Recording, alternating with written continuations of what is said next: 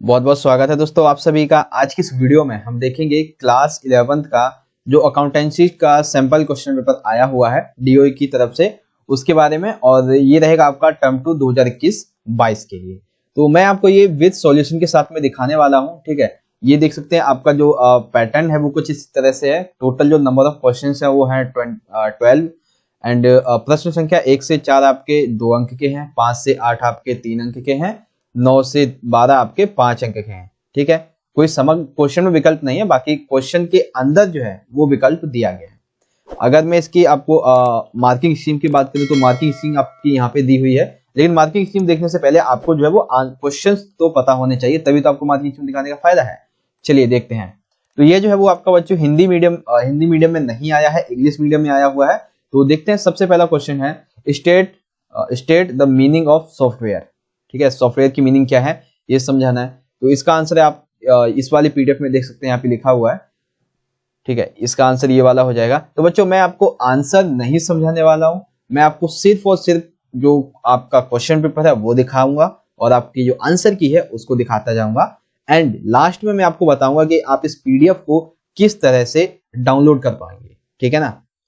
और अगर आपको डाउनलोड ही करनी है तो आप सीधे हमारे टेलीग्राम ग्रुप में चले जाइए। आपके इस वीडियो के डिस्क्रिप्शन बॉक्स में एक लिंक दिया होगा पीडीएफ लिंक करके, तो उस पर चले जाइएगा, टेलीग्राम ग्रुप में ज्वाइन हो जाएंगे तो आप वहां से इसको डाउनलोड कर पाएंगे। चलिए समझते हैं। उसके बाद है question number 2, explain the parties that we are involve in a promissory note, ठीक है। वो कौन सी पार्टीज थी इसके बारे में आपको समझाना है। तो यहाँ पे 2 पार्टीज हैं, ठीक है, मेकर और ड्रॉअर, पे और ड्रॉय, ये चीज है, इनके बारे में आपको यहाँ पे बताना था। उसके बाद है अगला क्वेश्चन नंबर 3 है। इसमें एक सिचुएशन दी हुई है, ठीक है, एक तरह से डेटा दिया हुआ है, इसी को आपको सॉल्व करना है। अब इसको आप सॉल्व किस तरह से करेंगे तो आप इसको वीडियो को पॉज करके पढ़ सकते हैं और इसको जो है वो आप इस तरह से सॉल्व करेंगे। हालांकि देखिए 2 मार्क्स का है, तो 2 मार्क्स में अगर आप चाहें तो ये जो है फोर्थ को ही लिख सकते हैं, आपको ये टोटल लिखना जरूरी नहीं है, ठीक है। चलिए आगे देखते हैं। ये क्वेश्चन नंबर 3 हो गया आपका। आगे दिया हुआ है क्वेश्चन नंबर 4, 5, 6, 7। तो इसको हम कर लेते हैं एक बार। 4 को देखते हैं क्या है। 4 में दिया हुआ है define provisions for bad and doubtful debts with adjustment entry, 2 marks. Then another question is 3 marks, explain central processing unit a component of computer system. Question number 6 है list the various advantage of computerised accounting system. तो सबसे पहले हम देखते हैं question number 4 का answer, जिसमें आपको बताना है define previous for bad and doubtful debts for adjustment entry. तो किस तरह से लिखेंगे इसका 4th का आंसर, यहाँ पे देखिए लिखा हुआ है, ठीक है। प्रोविजंस फॉर बैड डाउटफुल डेब्ट cost when there is possible reason for debtors who are doubtful that they will not pay the debts in time, ठीक है। अब यहाँ पे बता दिया है किस किस के बारे में लिखना है, तो वो चीज है। उसके बाद क्वेश्चन नंबर 5 की अगर हम बात कर लें तो 5 में देखिए आपका यहाँ पे दिया गया था कि explain central processing unit as a component of computer system. तो किस तरह से कंपोनेंट ऑफ कंप्यूटर सिस्टम के बारे में आप इसे एक्सप्लेन करेंगे, तो इस तरह से आप इसे एक्सप्लेन कर पाएंगे। ये एक लिखा हुआ है और यहाँ पे 2 यूनिट के बारे में यहाँ पे लिखा हुआ है। वहीं हम पिछले क्वेश्चन की बात कर लें, क्वेश्चन नंबर 6 की, तो यहाँ पे दिया हुआ है list of the various advantage of computer accounting system या फिर स्टेट लिमिटेशंस ऑफ कंप्यूटर्स। तो ये चीज आपको समझा देनी है। चलिए हम देख लेते हैं किस तरह से हम उसे समझाएंगे। तो क्वेश्चन नंबर 6 को देखते हैं। 6 हमारा यहाँ पे दिया हुआ है, एक सेकेंड, ये मार्क मैंने हटाया ही नहीं, हाँ ठीक है। क्वेश्चन नंबर 6 देख सकते हैं, यहाँ पे लिखा हुआ है the mentioned below are the various advantage of computerised accounting system, speed, accuracy, reliability, up to date information, real time user inference, automated documented production, ठीक है। ये सारी चीजें यहाँ पे हैं। तो इसमें से आपको कुछ 4-5 लिखने हैं।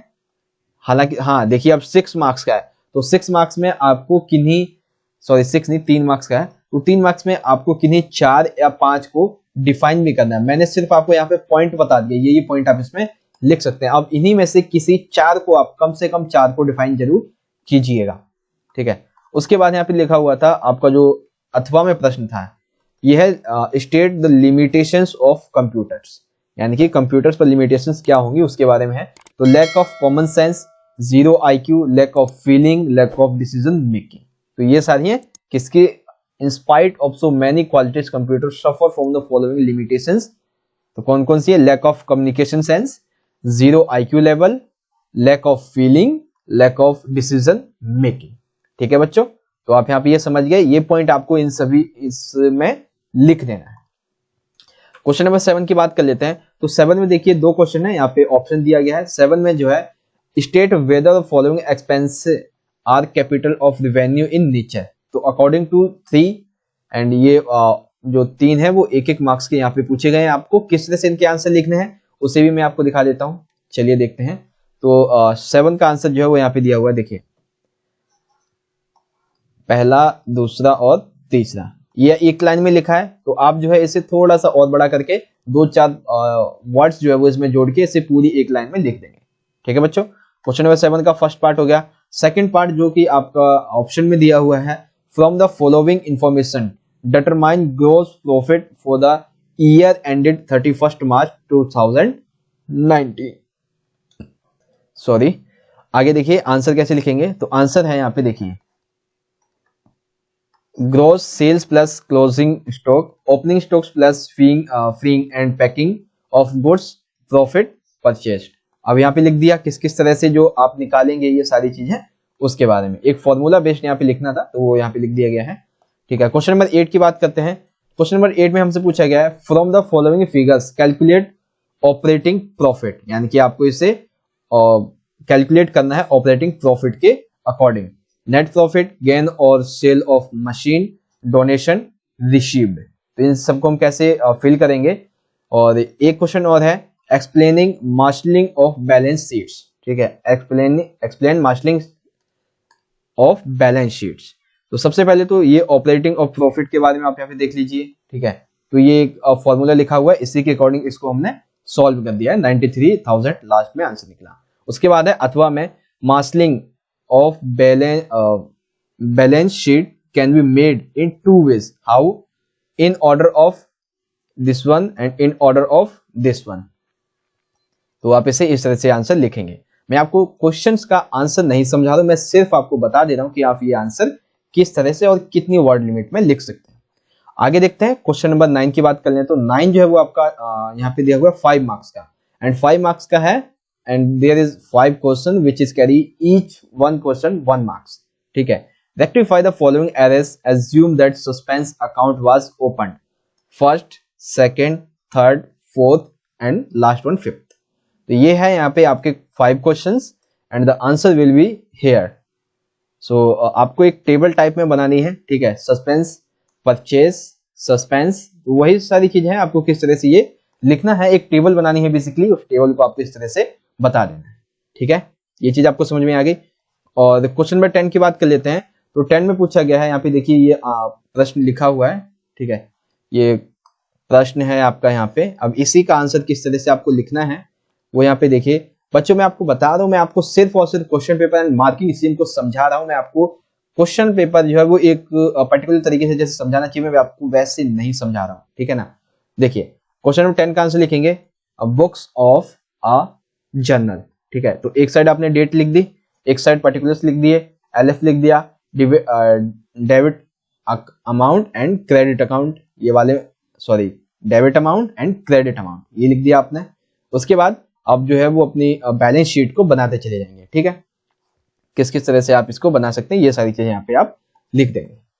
चलिए क्वेश्चन नंबर 10 का ही जो अथवा में दिया हुआ है, निशास जर्नल, इसमें भी वही चीज करनी है आपको, डेट डाल दिया, particulars and LF, debit amount and credit amount, ये सारी चीजें आप इसमें लिख देंगे। और वही चीजें जिस तरह से अभी अथवा में आपने देखा था ये वाला प्रश्न, उसी तरह से आपको इसे भी मेंटेन कर देना है, तो सिंपल सा आंसर बन जाएगा आपका। ठीक है, आगे देखते हैं क्वेश्चन नंबर 11।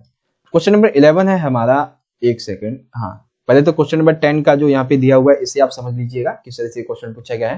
क्वेश्चन नंबर 11 को देख लेते हैं। क्वेश्चन नंबर 11 में देखिए एक टेबल दी गई है। ठीक है, और इसी के अकॉर्डिंग आपसे प्रश्न पूछे गए हैं। तो यहाँ पे देखिए टोटल नंबर ऑफ क्वेश्चन है 4। ठीक है, एक बार मैं स्लाइड करके नीचे देख लेता हूँ क्योंकि 5 मार्क्स का है तो एक और होना चाहिए, नहीं। ठीक है, तो इसका देखिए आंसर हम किस तरह से लिखेंगे, 4 क्वेश्चन है। तो एक तरफ तो आप जो है पहले लिखेंगे statement of affairs, previous year लिख दिया आपने, लिएबिलिटीज, अमाउंट्स, एसेट्स एंड अमाउंट। ठीक है, तो टोटल ये आ जाएगा आपका अमाउंट एंड ये एक आ जाएगा यहाँ पर अमाउंट। और उसके बाद आप दूसरी लिखेंगे, मतलब उसी के बारे में ही है, आगे ही लिखना है लेकिन आपको। ठीक है, तो एक अमाउंट ये हो जाएगा एंड एक अमाउंट ये हो जाएगा। उसके बाद बात कर लेते हैं आगे। तो आगे देखिए ये एक अमाउंट आपका यहाँ से स्टार्ट हो जाएगा, statement of profit loss current year particulars and amount total this one. तो ये चीज आपको यहाँ पे आई होप क्लियर हो गई होगी। चलिए क्वेश्चन नंबर 12 देख लेते हैं, आखिरी क्वेश्चन है आपका, उसके बाद जो है वो आपका ये वीडियो जो है वो खत्म हो जाएगी। एंड यहाँ पे देखिए from the following balance prepare the trading and profit and loss account and balance sheet as on March 31, 2017। तो ये एक बैलेंस शीट दी गई है आपको एंड आपको इसके अकॉर्डिंग March 31 के अकॉर्डिंग से आपको क्या करना है, लिखना है। ठीक है, तो अज्यूमेंट्स क्लोजिंग दिस वन 1 2 3 4 एंड 5 ये आपको क्वेश्चन दिए गए हैं, इन्हीं के अकॉर्डिंग आपको इसे फिल करना है। एंड आप आंसर किस तरह से लिखेंगे, तो इस तरह से लिखिए। सबसे पहले particulars, amount, particulars and amounts. So ये जो है वो आप किस तरह से लिखेंगे, यहाँ पे देख सकते हैं। एक अमाउंट आपका ये वाला हो जाएगा, ठीक है, 3,49,000 का, और जो कि देखिए यहाँ पे आपका दिया गया होगा इस क्वेश्चन में, यहाँ पे देख सकते हैं, एक सेकेंड, इस क्वेश्चन में दिया गया है। तो आगे देख लीजिए, यहाँ पे एक और बनाया है इन्होंने बैलेंस शीट, तो यहाँ पे हो गया। उसके बाद March 31 दिस वन, इसको आप इस तरह से एक बैलेंस शीट क्रिएट कर सकते हैं। ठीक है ना, तो इस तरह से हमारा वीडियो खत्म होता है।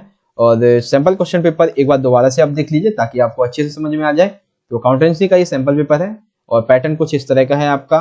क्वेश्चन जो है वो आपके यहाँ से स्टार्ट हो जाते हैं और यहाँ पे सभी के सभी क्वेश्चन जो है मैं आपको दिखा दे रहा हूँ। और अगर आप इसका पीडीएफ डाउनलोड करना चाहते हैं बच्चों, तो हमारे टेलीग्राम ग्रुप में ज्वाइन हो जाइएगा, वहां से आप इस पीडीएफ को डाउनलोड कर पाएंगे।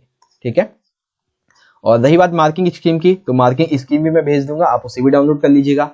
और इसकी मार्किंग स्कीम की बात कर लेते हैं, तो मार्किंग स्कीम आपकी जो है वो यहाँ से स्टार्ट हो जाती है। क्वेश्चन नंबर 1, 2, 3 एंड 4 एंड 5, 6 में ऑप्शन, 7 में ऑप्शन, 8 में ऑप्शन, 9 ये एक बैलेंस शीट की टाइप में है, मतलब एक आपको टेबल टाइप में बनानी थी। उसके बाद 10 है जनरल बुक्स ए एंड निशा इसके बारे में है। और 11th हो गया आपका ये स्टेटमेंट ऑफ प्रॉफिट और लॉस। क्वेश्चन नंबर 12 यहाँ पे कंप्लीट हो जाता है। ठीक है दोस्तों, अगर अभी तक आपने हमारे चैनल को सब्सक्राइब नहीं किया है तो उस रेड बटन पे क्लिक करके सब्सक्राइब जरूर कर लीजिएगा इस तरह से। और सब्सक्राइब करने के बाद इस ऑल बेल, इससे जो नोटिफिकेशन होगा इसको ऑल बेल पे सेट कर दीजिएगा ताकि आने वाले सभी वीडियोस की नोटिफिकेशन आप तक पहुंच पाएगी। और अगर आप जो है अपनी आर्ट्स सब्जेक्ट की तैयारी करना चाहते हैं तो उसके संबंध में बच्चों यहाँ पे बहुत सारी प्लेलिस्ट आपको देखने को मिल जाएंगी, उससे आप अपनी तैयारी अच्छे से कर पाएंगे। जैसे कि कौन कौन सी क्लास 11 पॉलिटिकल साइंस के इंपॉर्टेंट क्वेश्चन, ठीक है, ये चैप्टर वाइज एक्सप्लेनेशन है, political, history, Hindi and geography important question देख लें तो यहाँ पे देखिए पॉलिटिकल है, हिस्ट्री है, ज्योग्राफी है, अव्यक्ति माध्यम है एंड ऑल सब्जेक्ट है। और बाकी के जो इंग्लिश वगैरह के हैं वो भी हम बहुत जल्दी अपलोड करने वाले हैं। और दूसरी बात, अगर आप बच्चों सैंपल पेपर सभी एक ही साथ देखना चाहते हैं तो ये एक प्लेलिस्ट है जिसका लिंक मैं आपको वीडियो के डिस्क्रिप्शन बॉक्स में प्रोवाइड करवा दूंगा। यहाँ से आप सभी के सभी जो सैंपल क्वेश्चन पेपर्स हैं उसकी वीडियोस देख सकते हैं और अपनी तैयारी जो है वो काफी अच्छे से कर पाएंगे। बच्चों वीडियो अच्छी लगे तो अपने दोस्तों के ज्यादा से ज्यादा जरूर शेयर कीजिएगा। ठीक है,